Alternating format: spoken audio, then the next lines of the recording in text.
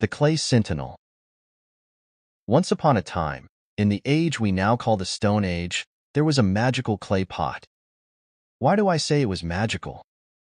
Because it had a unique characteristic that no other clay pot ever had. It could speak both the language of humans and the language of animals. Because of this unique quality, it was very conceited.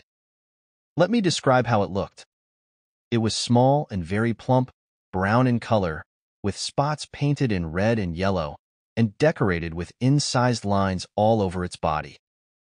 Long ago, it had been handmade from a fairly fine material and fired in a kiln that was heated to very high temperatures to ensure the clay was well baked.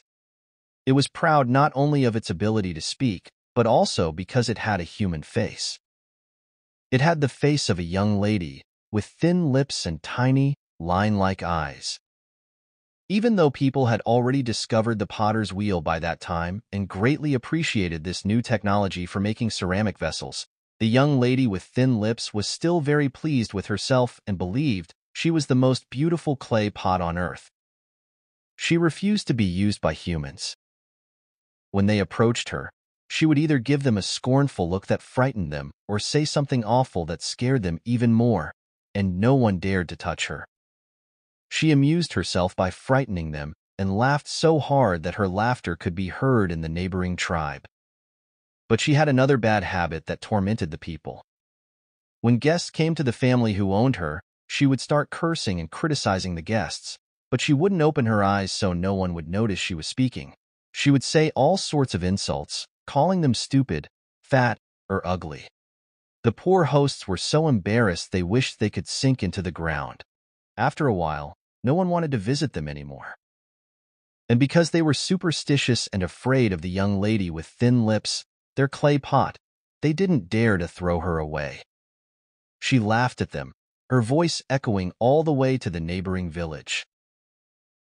One day, the young lady felt bored. She was bored because she didn't allow people to put water in her, store grains, or even touch her. It's no wonder she got bored.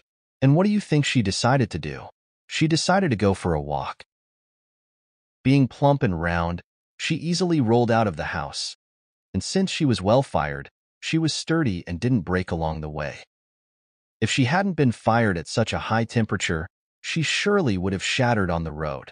But since she was made with great care and skill, she didn't break.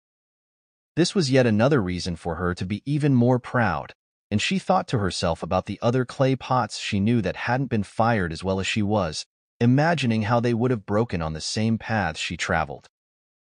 So, she rolled across green fields filled with wonderfully fragrant flowers, listening to the birds chirping.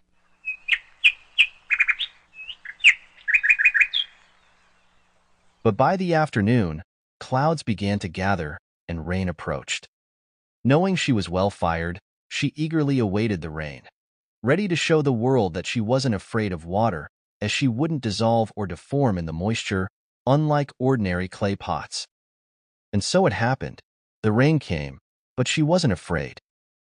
She stood in the rain all night, and the next morning, when the sun rose, she dried out and looked even better than when she was first made. She became even more proud, thinking that since she was so special, she needed to find someone to serve her, and so she headed into the forest to look for servants. But what happened there, you'll see shortly.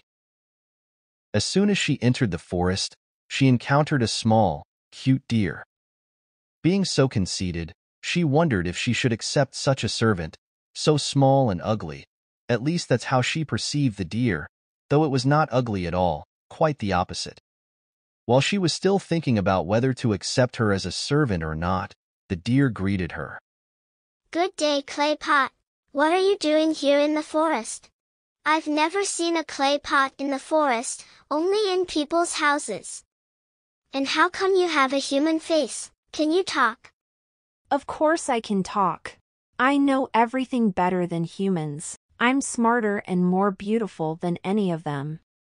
And besides, I'm immortal unlike them. And why have you come here to the forest? Asked the deer. To avoid being bored with them. They are so dull, ugly, and stupid. And lately, since they started cultivating grains, they've become fat too. I can't stand them anymore. The deer was surprised by such a response and asked further. Have you ever looked into the mirror of water? Have you seen what you look like?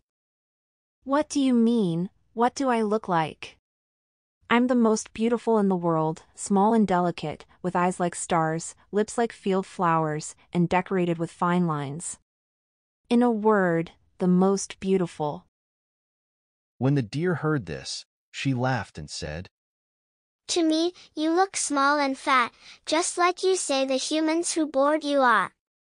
You have a huge belly, a very thick neck, black spots that don't suit you at all, a too sharp nose, small eyes, and what else can I say? You think you're the most beautiful on earth?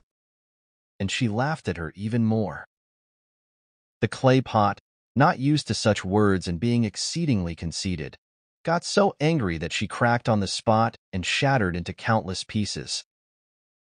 And so, in pieces, she lay there for hundreds and hundreds, thousands of years. Over time, she was covered by dust, by soil, and ended up deep in the ground. Until one day, a team of archaeologists found her during an excavation. They reconstructed her because they also thought she was beautiful, placed her in a museum display, and hundreds of people admired her. But she learned from what had happened. She never criticized anyone again, but neither did she speak anymore. Today, you can see many pots with faces in museums. Which one is the talking one? I don't know. Maybe you will find her and ask her how she is doing. The characters and events in this story are fictional. The historical truths are as follows. Face pots, also known as anthropomorphic vessels, are ceramic artifacts dating back to the Neolithic period, characterized by the representation of human faces on their surfaces. These vessels have been found in various regions of the world and likely had multiple uses. They may have been used to store food, water, or other valuable goods. Another explanation is that the human faces on these pots could be linked to religious practices and spiritual rituals of Neolithic communities. They might represent deities, ancestors, or protective spirits. Additionally, some face pots have been found in graves, suggesting they could have played a role in funerary rituals, perhaps as cult objects accompanying the deceased into the afterlife.